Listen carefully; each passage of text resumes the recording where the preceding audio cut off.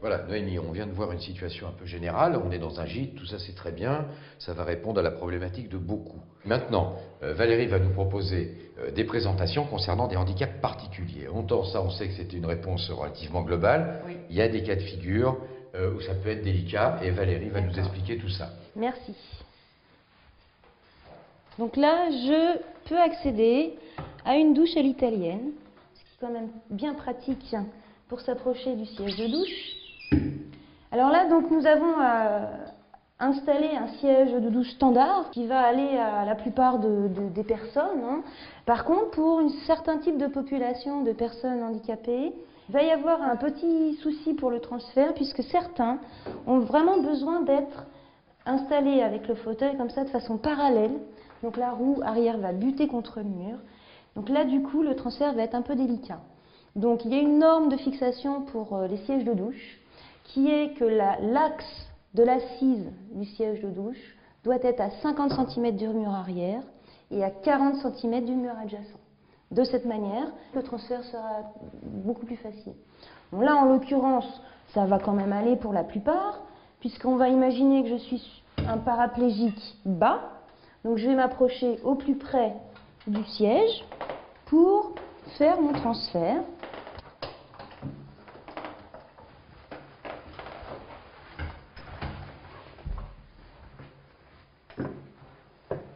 Ensuite, le souci, c'est de pouvoir écarter le fauteuil, mais tout en le gardant à proximité, voilà, pour que je puisse le récupérer à la fin de ma douche.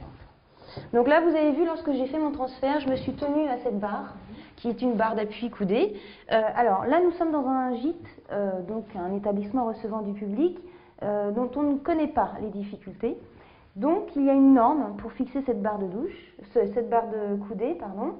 Donc la norme de fixation de cette barre est du sol, fixée de 70 à 80 cm. Au niveau donc du reste des accessoires, nous avons le mitigeur, donc on a parlé François, thermostatique.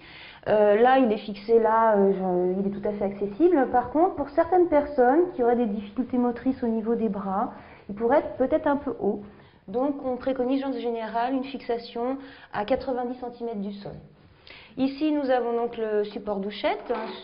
Donc là, le pommeau de douche est totalement accessible, c'est très pratique, puisque ça évite d'aller prendre le pommeau sur la barre de douche qui est assez haute.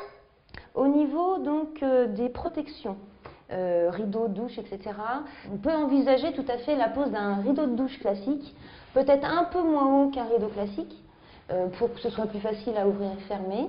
Ensuite, on peut aussi envisager de fixer une barre ici, une barre relevable, avec son petit rideau en dessous, un rideau à mi-hauteur, ce qui permet, soit lorsque la personne est autonome pour se doucher, de protéger le fauteuil des éclaboussures, soit lorsque la personne est aidée pour la prise de douche, de protéger les dents des projections d'eau. On peut même envisager d'en mettre une deuxième ici pour former un carré de douche, avec le même petit rideau dessous. Comme ça, la tierce personne peut tourner autour et aider à la prise de douche sans se mouiller.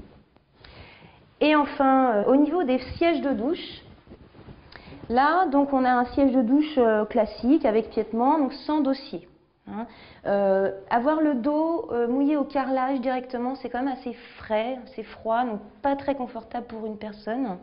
L'idéal serait quand même d'avoir un petit dossier. Bon, voilà, ça améliore un petit peu le confort.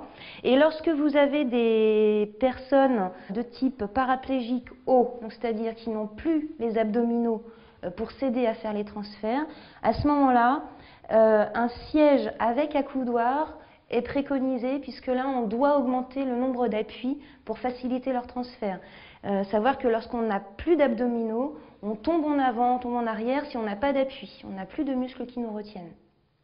Donc, améliorer les maintiens, augmenter les appuis, des accoudoirs, peut-être envisager une autre barre en face, bon, tout dépend du contexte architectural.